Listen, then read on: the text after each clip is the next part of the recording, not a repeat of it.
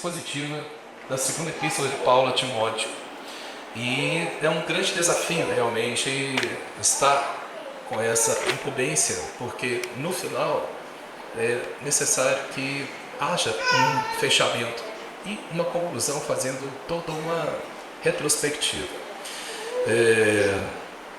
Eu acabei usando o meu computador a tarde toda hoje para fazer uma revisão e acabou que a bateria está no final. Se por acaso eu acabar, eu vou voltar para o método antigo, porém infalível, que é a palavra de Deus escrita. Então vamos lá. Começamos com uma oração. Senhor, nós queremos abrir, Senhor, os nossos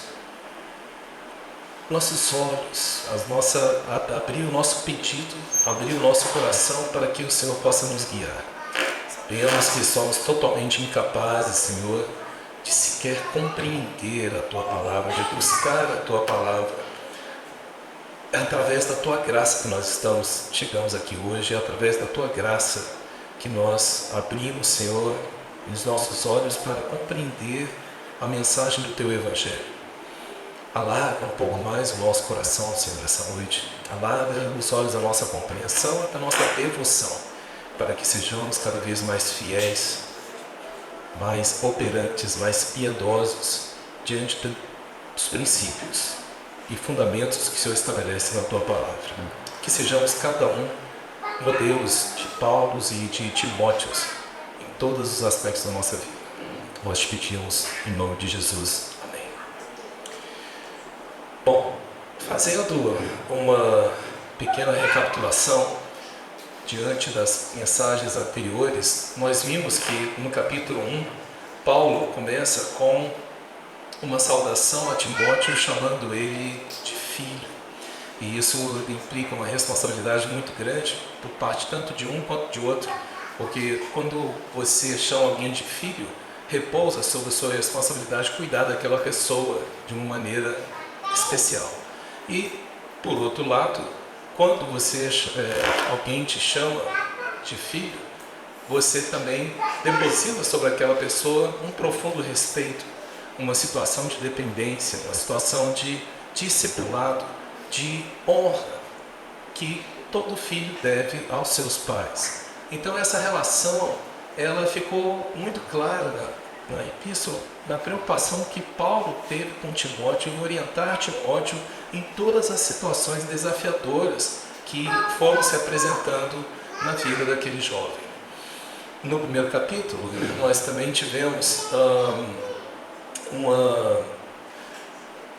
Paulo se colocando como um exemplo de sofrimento para o seu discípulo, para o seu filho, incentivando ele também a participar junto com Paulo, junto com seu pai, não apenas das graças e conquistas positivas obtidas pelo Evangelho, mas também das consequências que recaem sobre todo aquele que deseja levar uma vida piedosa, que é ser perseguido por essa geração pervertida e corrupta. No capítulo 2, Paulo continua a sua exaltação a Timóteo, dizendo-lhe que ele deve ser fiel à verdade do Evangelho. E isso é um tema que é um dos temas principais de toda a epístola.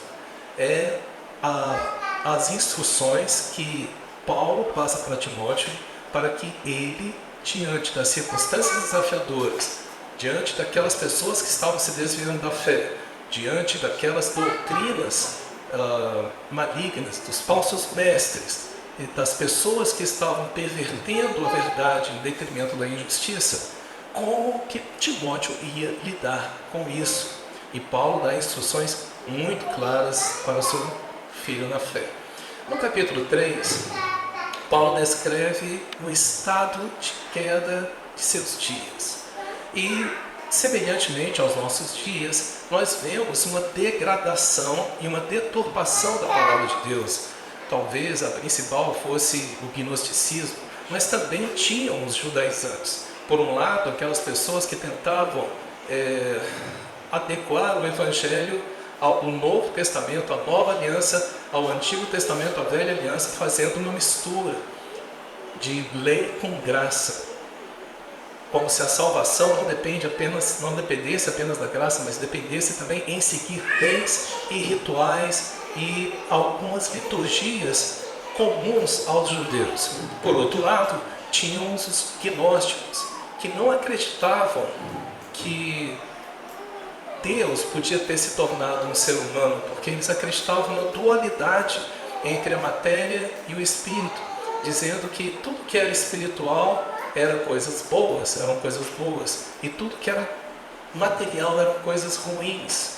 Por isso, Deus, sendo o exemplo da bondade, o suprassumo daquilo que é perfeito, nunca poderia ter assumido a forma de ser humano.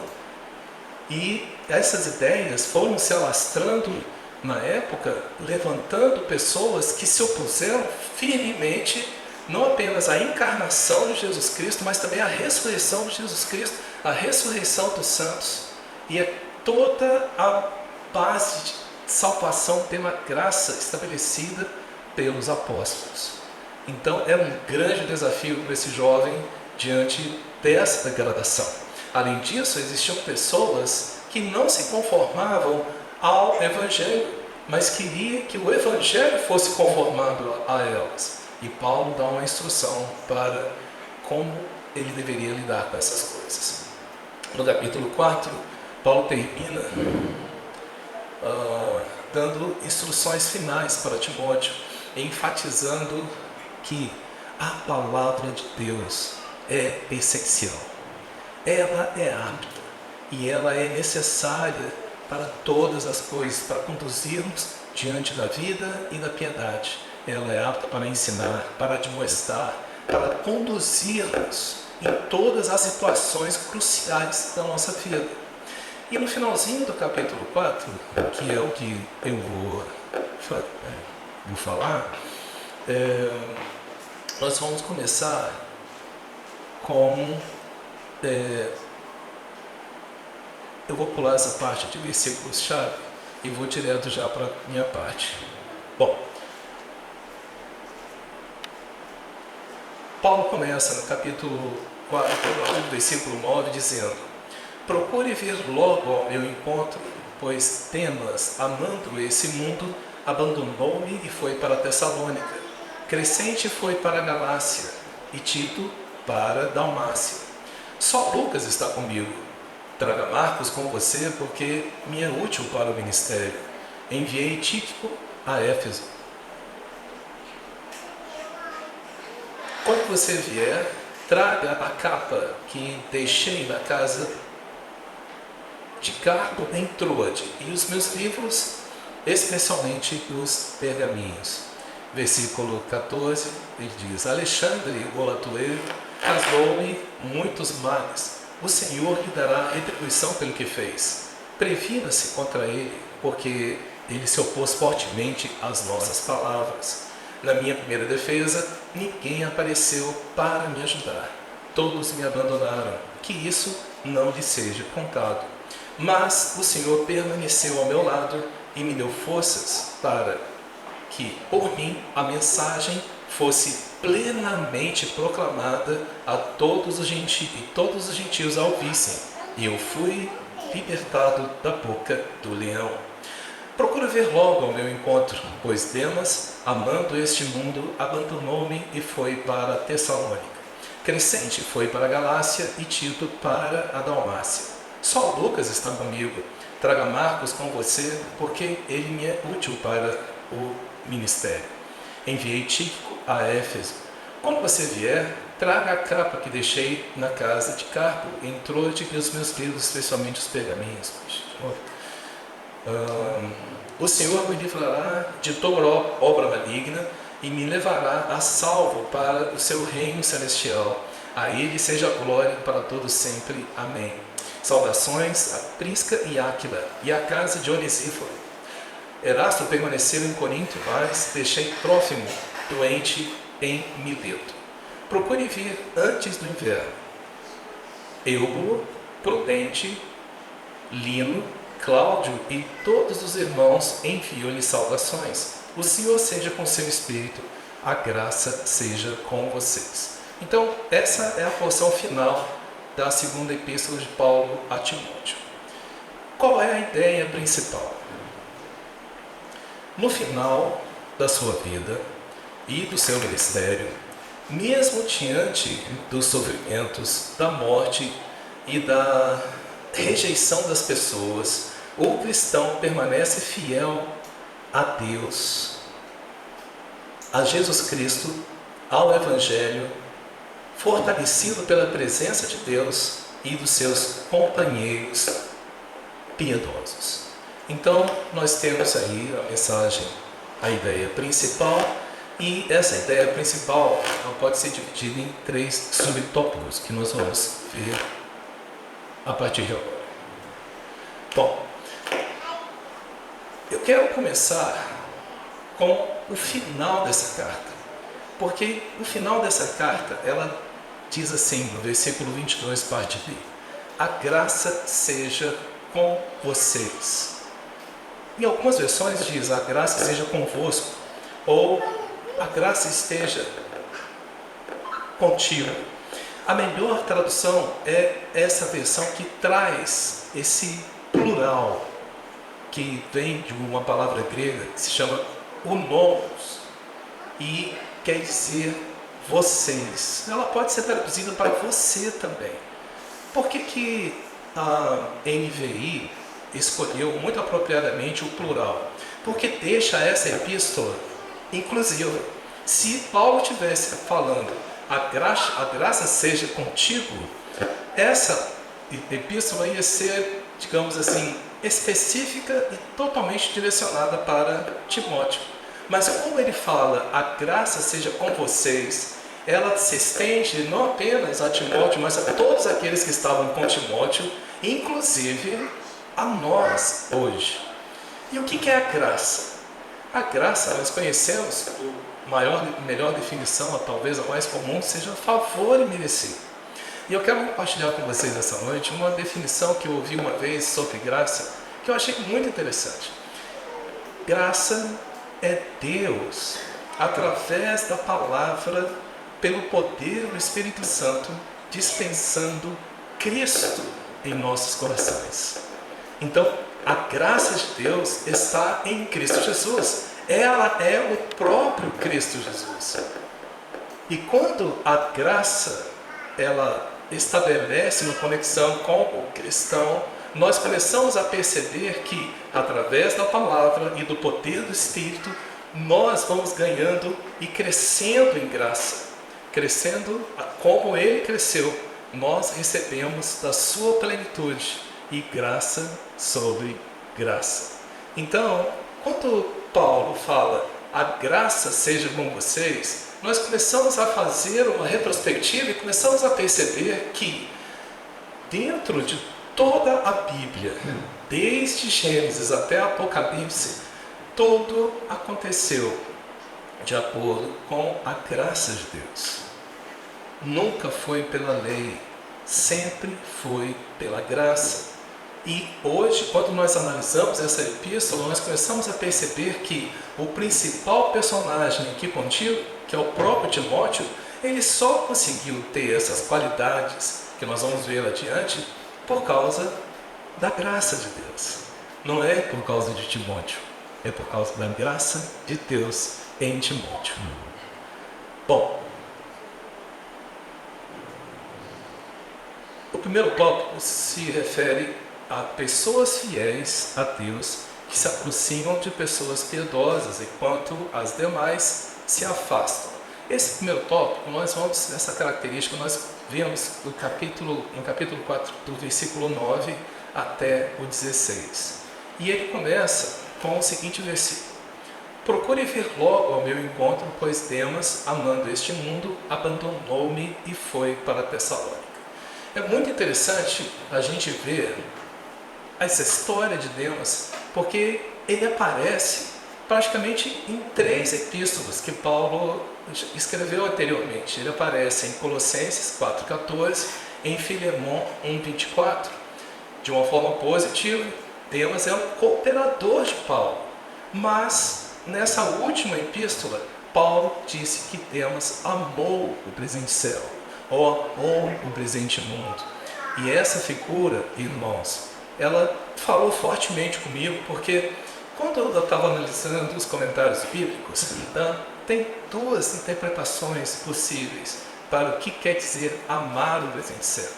A primeira, que é a mais dura, dizendo que Demas apostatou da fé e amou o mundo, amou o dinheiro, amou os prazeres deste mundo e abandonou Paulo, abandonou o Evangelho.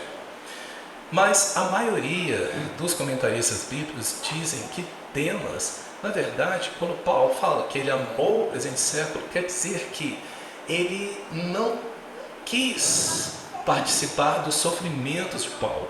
Não que ele abandonou o Evangelho, mas o fato dele ter falado que Demas foi para a Tessalônica significa que Demas, muito provavelmente, não queria se associar a Paulo e aos seus sofrimentos porque era arriscado. Paulo estava em Roma, debaixo de um dos imperadores mais cruéis que já existiram ali na face da terra, naquele período histórico, e talvez em quase todos os períodos da história desse planeta. Um dos mais perigosos, um dos mais cruéis, um dos mais insanos, que foi Nero. Então, ir para Roma, visitar Paulo, era um risco de vida. E aí eu ficava perguntando, né, quando eu lia essas possíveis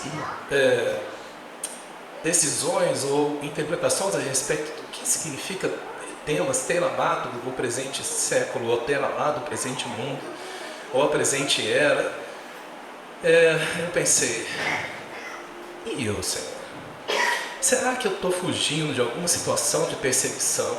Será que eu não estou querendo deixar o conforto e a segurança das coisas seculares para me arriscar mais, me expondo mais como cristão, pregando mais intensamente a Tua Palavra, mais abertamente a Tua Palavra, tanto na minha família, quanto no meu trabalho? E aí, a Epístola de Paulo a Timóteo, ela tem uma palavra que só aparece uma única vez em todo o Novo Testamento, que é quando ele fala: pregue o Evangelho, quer seja no tempo ou fora do tempo.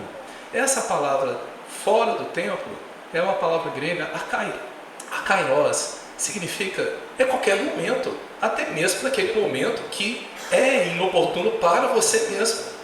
Não apenas para as outras pessoas, mas para você. É fora do tempo, ou seja, é em qualquer momento. Não importa.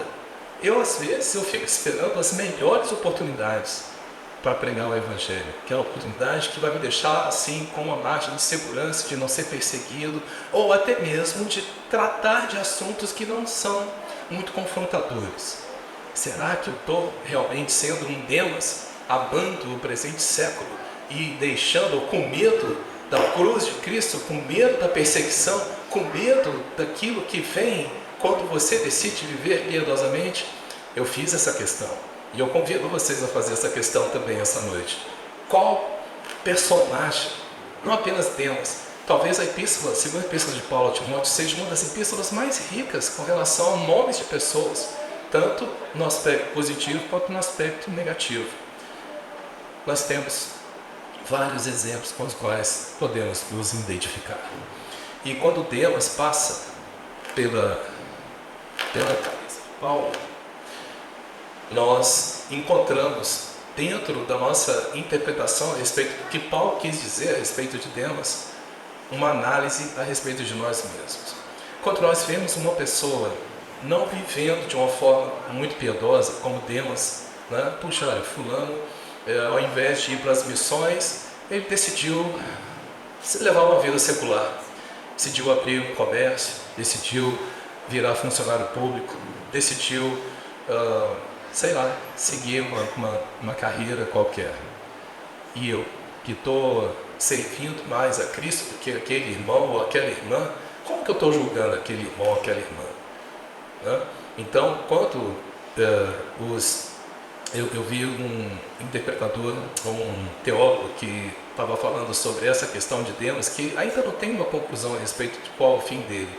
Ele fala que quando nós falamos a respeito de Demas, nós falamos mais a respeito de nós mesmos do que de Demas. Quanto mais duramente nós julgamos Demas, mais expomos o nosso próprio coração. E isso é um alerta muito grande, foi um alerta muito grande para mim. Que às vezes eu encontro um irmão que não está, digamos assim, naquilo que eu considero ser um nível bom de espiritualidade ou de consagração, e eu começo a julgar aquele irmão. Mas o fato é que Paulo colocou ele aqui, e o fato dele ter citado Demas 2 vezes como um cooperador e um agente importante, e falando que ele amou o presente século, é algo muito, muito substancial e que deve levar também a gente a colocar as palavras de molho. Às vezes eu estou hoje numa situação boa, eu estou cooperando com o Evangelho, eu estou servindo a igreja na edificação do corpo de Cristo, mas e depois? Essa aqui é a carta final de Paulo, e aqui no final ele mostra quem permanece fiel e quem não permaneceu. Qual vai ser o final da minha vida? Eu sei de uma coisa: se eu me esforçar em permanecer em Cristo, o meu final vai ser adequado. Mas se eu achar que já estou numa situação confortável, ou que eu já fiz o suficiente para Deus, eu acho que lá na frente a minha tendência é acabar amando mais o mundo do que ao próprio Deus. O próximo, ainda dentro, de pessoas que se aproximam, as pessoas fiéis e piedosas, enquanto as demais se afastam, nós temos aqui o versículo 10 ainda, a parte B, onde Paulo escreve para Timóteo dizendo que Crescente foi para a Galácia e Tito para a Dalmácia. Quando nós lemos o versículo 10, dá a impressão de que Crescente e Tito estão juntos, desqualificados ou desclassificados junto com Demas. Mas só que a epístola original ela não tinha essa divisão por versículos. Então não sabemos qual era a divisão original. Os estudiosos dizem que seria muito difícil Crescente e Tito terem também amado o presente século, ou se desviado do ministério do apóstolo Paulo. É mais provável que, quando ele cita que Crescente foi para a Galácia e Tito para a Dalmácia, é mais provável que ele esteja apenas citando que essas pessoas que eram seus cooperadores foram enviados por ele para esses lugares, e não que eles estavam desclassificados junto com Demas. Lembrando que Galácia era uma região da Ásia onde tinha diversas igrejas, e a Dalmácia é hoje que naquela região do sul da Europa, onde nós temos ali países como a Croácia. E no versículo 11 ele diz assim: só Lucas está comigo, traga Marcos com você, porque ele me é útil para o ministério. Enviei Tíquico a Éfeso. Bom, Lucas nós sabemos que é o médico, que é aquele escritor do Evangelho e também do livro de Atos dos Apóstolos. É muito interessante aqui Paulo falar a respeito de Marcos. Esse Marcos aqui é João Marcos. É aquele mesmo João Marcos, filho de Barnabé, ou sobrinho de Barnabé, que foi o pivô daquela discussão dele com Paulo, e que causou a divisão e a separação de Paulo de Barnabé. É interessante que a gente não sabe qual foi o motivo dessa contenda, mas o fato é que tudo indica que Marcos, ou João Marcos, não estava muito preparado para aquela tarefa. Paulo achava que não, Barnabé achava que sim, e aí eles se separaram. Mas aqui tem uma coisa interessante. João Marcos aqui é o contrário de Demas.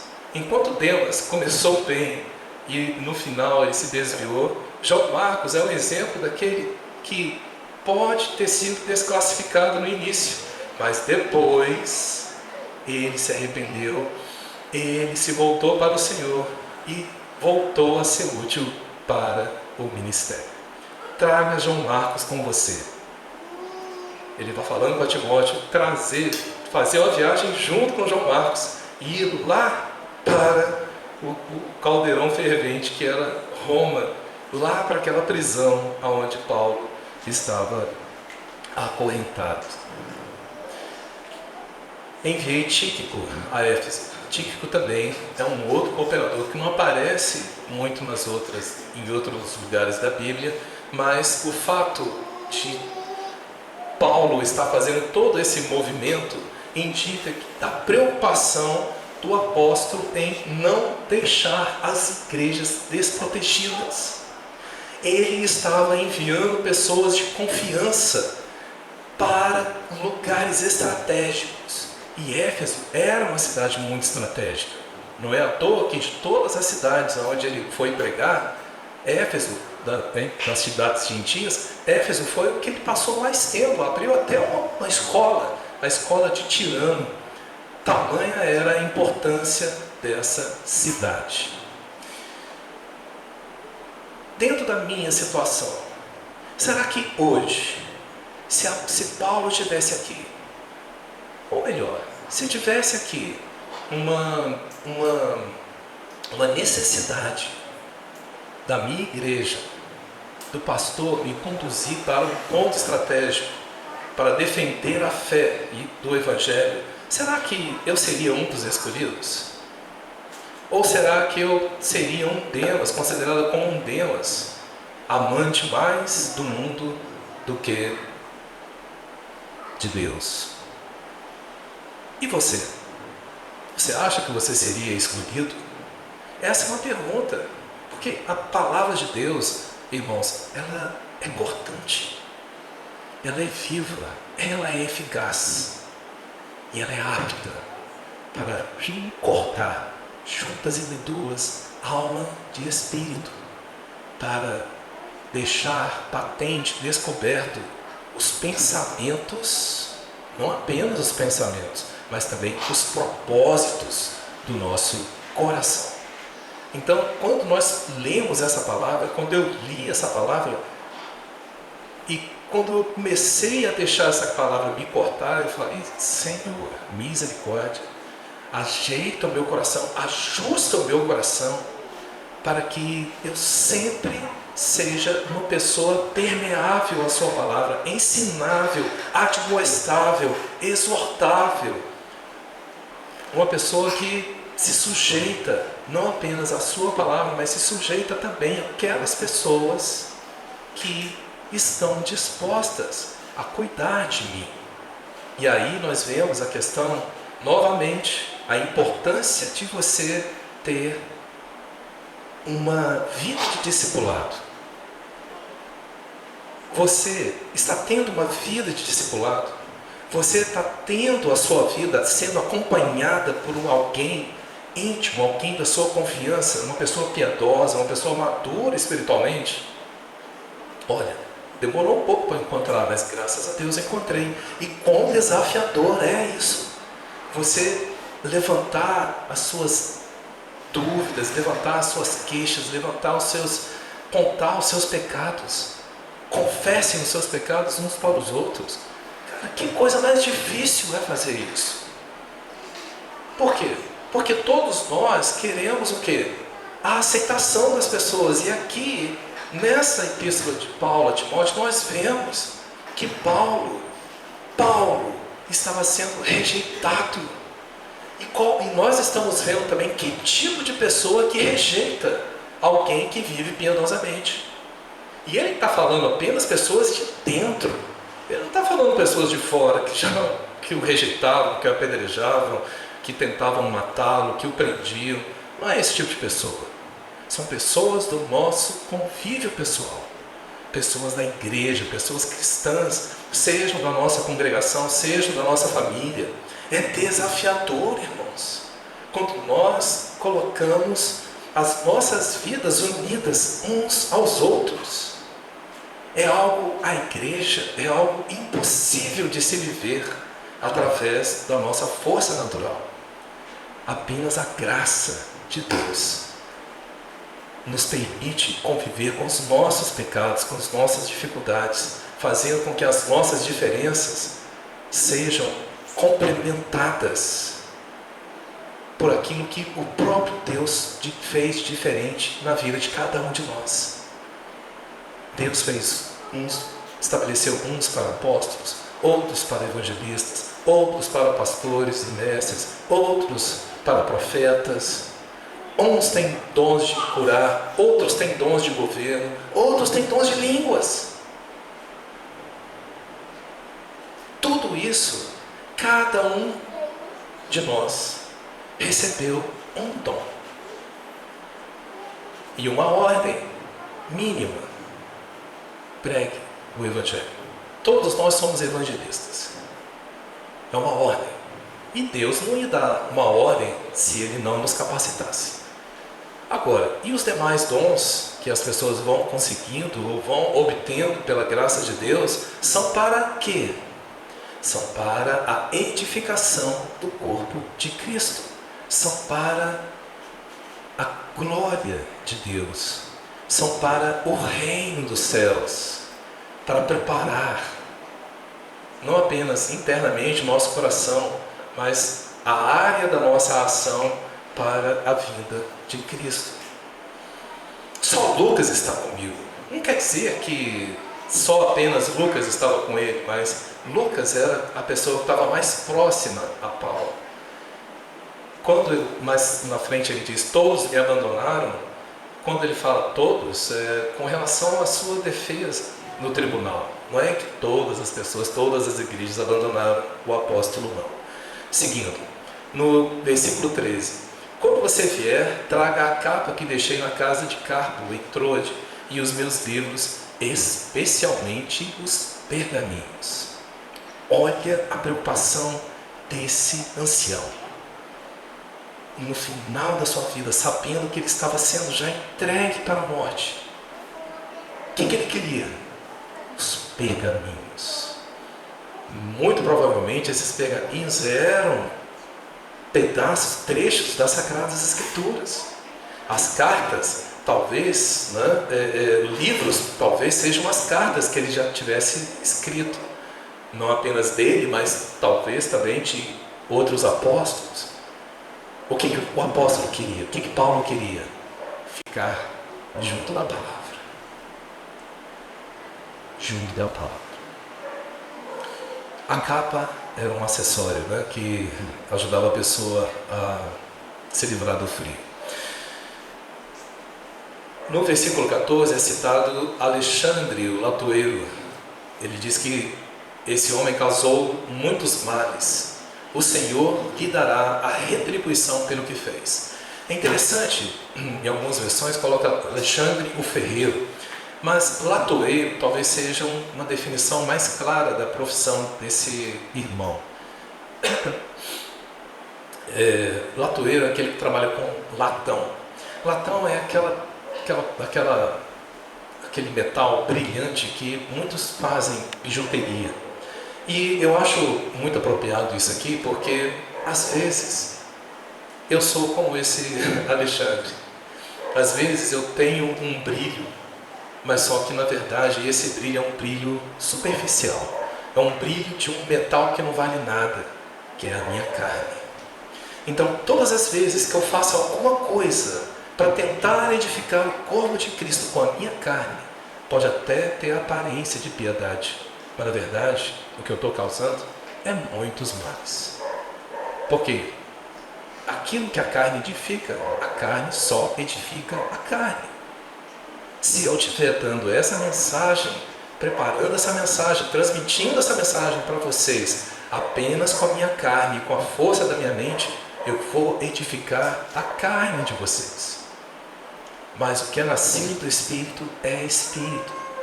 E as coisas espirituais, elas edificam as coisas espirituais. E quem é espiritual discerne aquilo que é espiritual. Então, às vezes eu tenho que me cuidar para que... O que eu estou fazendo? Será que aquilo que eu estou fazendo, aquilo que eu estou almejando, mesmo que seja para o bem, eu estou fazendo isso no poder, a força da minha carne, brilhante, mas sem valor? Enfim, no final, Paulo fala, o Senhor lhe dará a retribuição pelo que fez. Isso é muito semelhante ao que Paulo fala para aquele jovem, para a instrução que ele dá àquele jovem que estava adulterando com a sua madrasta, na primeira epístola dele aos Coríntios. O Senhor lhe retribuirá. Ou seja, entregue essa pessoa para a punição do Senhor. E aí nós vemos também uma mentalidade, uma percepção muito espiritual de que quando alguém ofendia Paulo, quem é que era ofendido? Era o próprio Deus que estava vivendo dentro dele. Quem estava sendo ofendido, na verdade, era Cristo. Lembra o que Cristo disse? Olha, eu estive com fome e vocês me deste de comer, com sede me deste de beber, estive nu e me vestiste, estive preso e me visitaste. Como nós fizemos isso, Senhor, para ti? Olha, quando vocês fizeram com alguns desses meus pequeninos, a mim me fizeste. Então, quando nós fazemos algo para o bem de algum irmão, nós estamos fazendo para o próprio Cristo. E quando alguém faz mal para algum irmão, está fazendo mal ao próprio Cristo. Quem é o vingador nesse caso? Sou eu? É Deus. Nós precisamos deixar que as nossas perrengas, as nossas disputas, as nossas coisas que acontecem de errado conosco, as nossas ofensas, elas sejam levadas para Deus. Ele é quem é o vingador, não somos nós. E Paulo deixa isso aqui muito claro. No versículo 15 ele fala: previna-se contra ele, porque se opôs fortemente às nossas palavras. Como é que está sendo a minha permeabilidade à palavra de Deus? Será que eu estou absorvendo tudo? Essa é a última coisa que eu falei, por exemplo.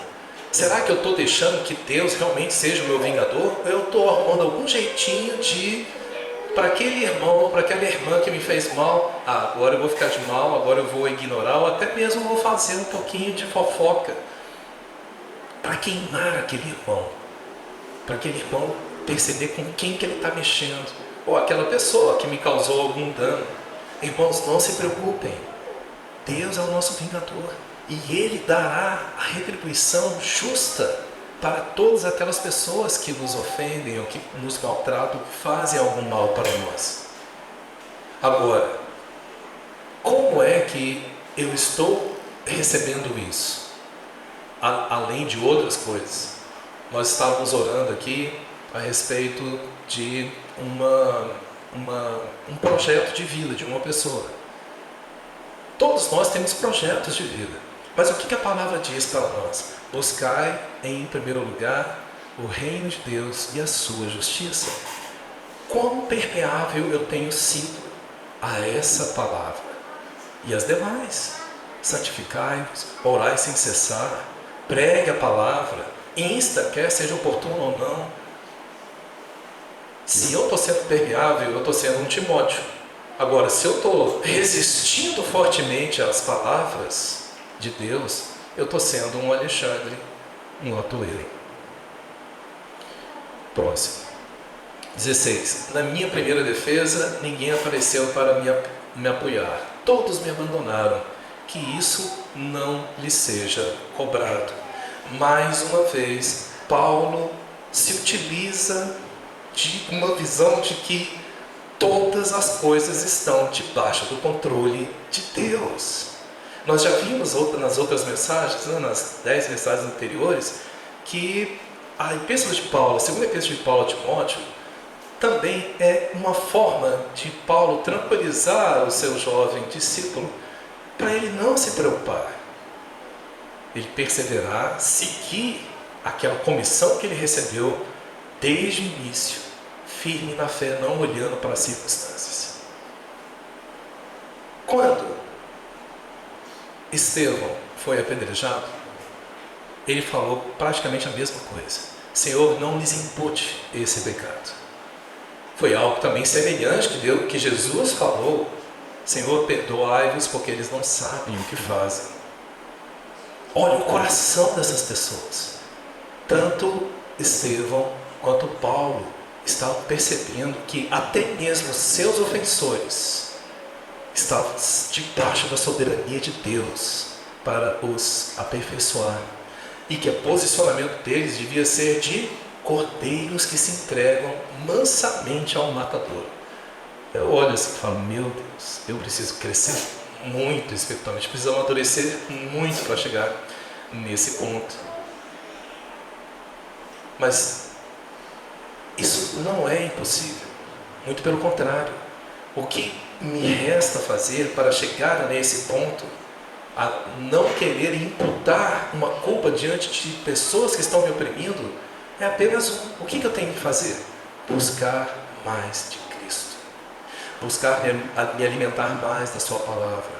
Buscar levar uma vida piedosa com as chamadas disciplinas espirituais.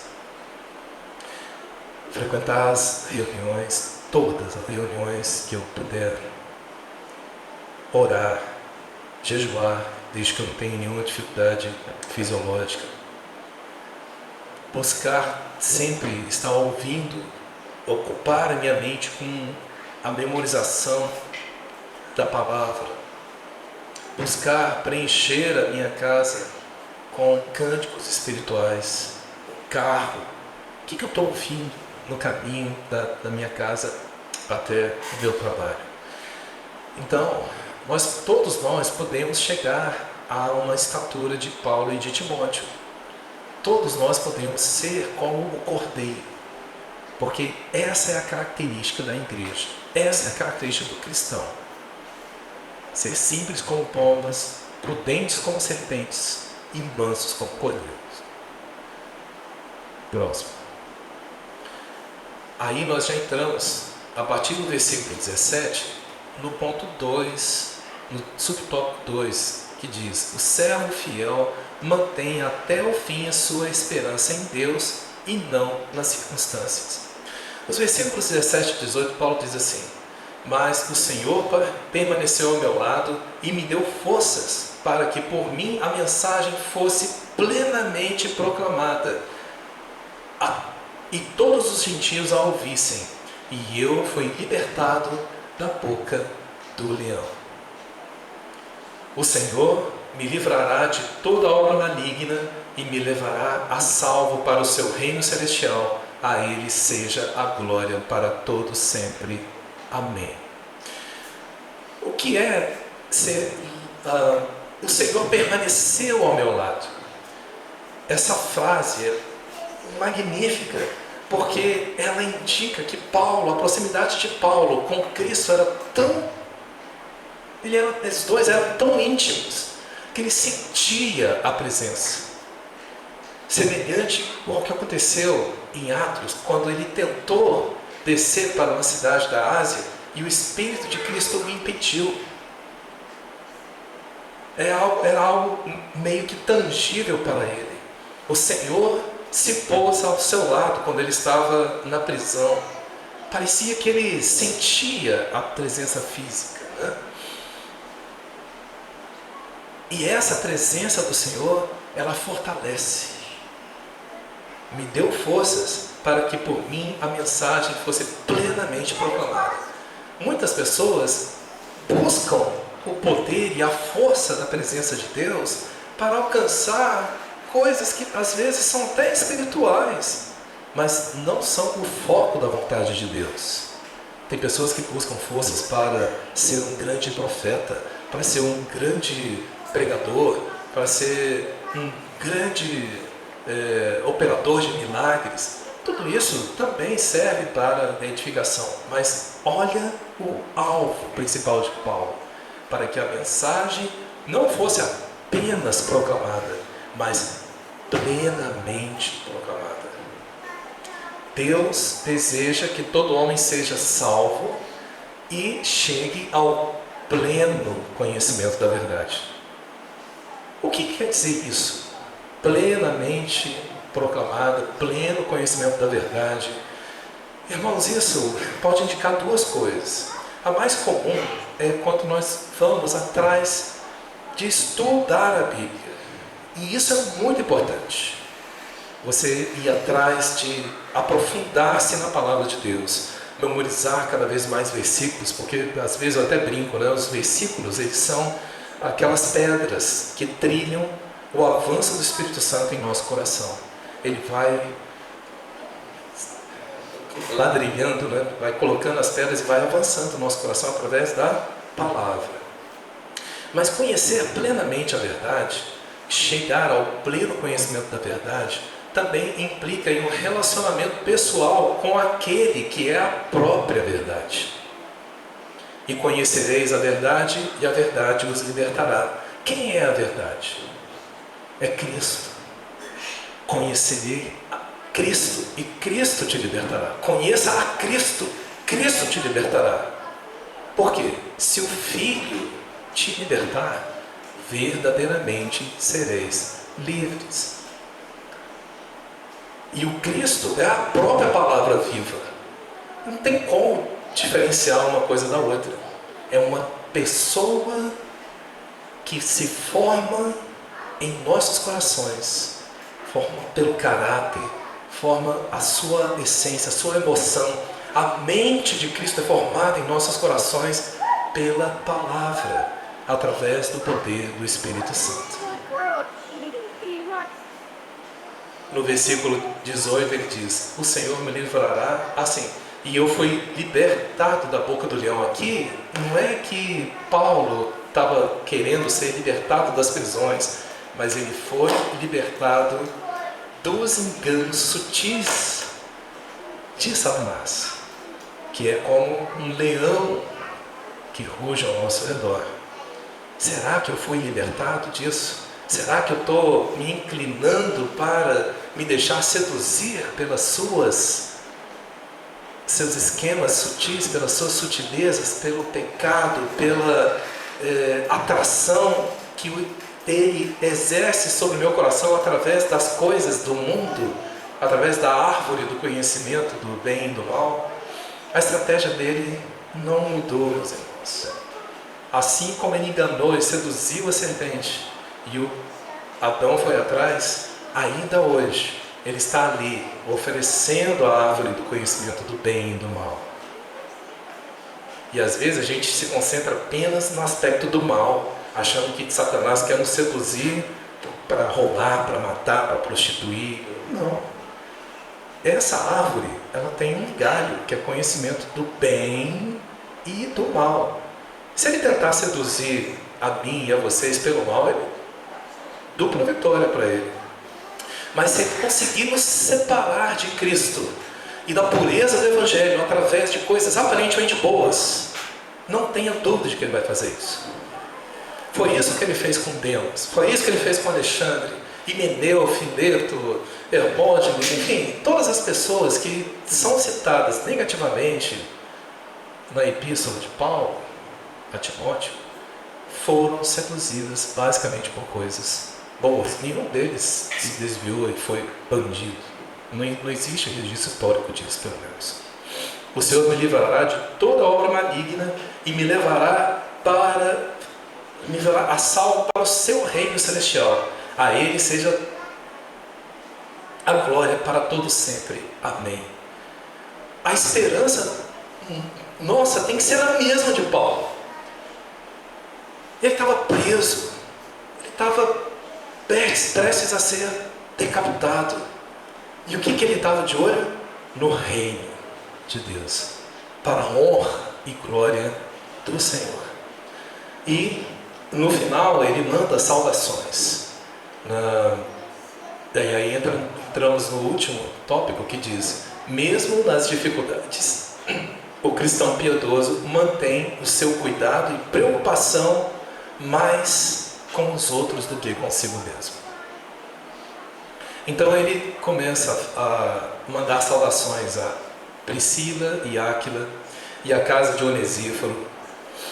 Erasto permaneceu em Corinto, mas deixei Trófimo doente em Mileto. Nós já vimos em outras epístolas Paulo mencionando Priscila e Áquila, ou Áquila e Priscila, né? Parece que tem hora que a esposa ganhava primazia, né, sobre o marido, mas enfim. Tem uma coisa muito interessante aqui. Deixei Trófimo doente em Mileto. Paulo até ressuscitou uma pessoa. Mas quando chegou para Timóteo, ele receitou para suas dores estomacais: olha, bebe vinho aí misturado com água. E ele, o apóstolo Paulo, deixou um companheiro ministerial doente em Mileto. O que isso quer dizer, irmãos? Quer dizer que é Deus quem efetua a cura de acordo com a sua vontade. Ou não. Ou ele efetua ou não.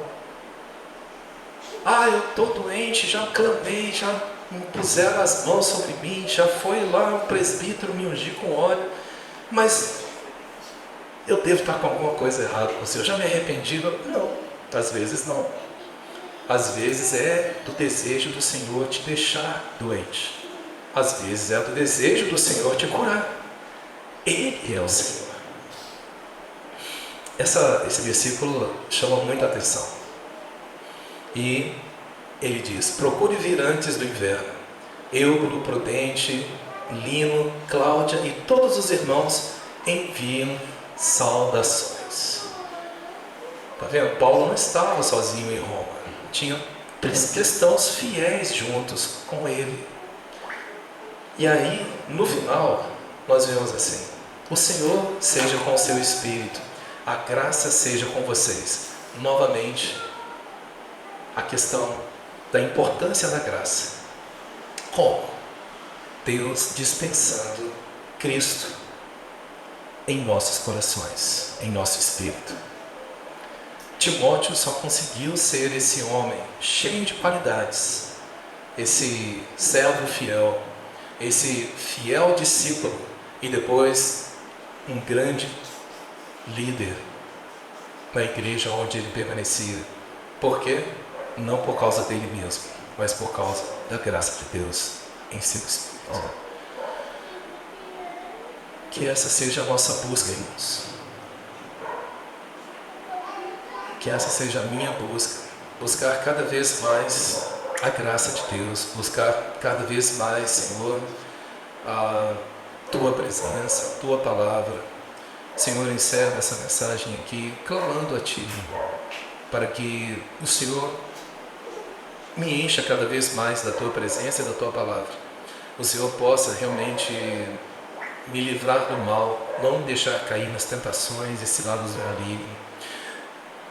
Que o Senhor possa me contar no final entre aqueles que não abandonaram a Ti e nem aqueles que vivem piedosamente. Que eu seja encontrado cooperando para a plenitude do Teu Evangelho, para a plenitude da verdade, para a plenitude daquele que preenche todas as coisas com a Tua presença. Preencha, Senhor, todas as falhas do meu caráter, preencha tudo aquilo todas as minhas dúvidas, preencha todo o desejo que eu tenho pelas coisas atraentes desse mundo, mesmo as coisas boas, sendo consideradas boas. Que o Senhor possa eliminar todo espaço vazio do meu coração, preenchendo com a Tua palavra, a Tua presença, pelo poder do Teu Santo Espírito. Eu que peço para mim e para todos aqueles que amam a Tua vinda,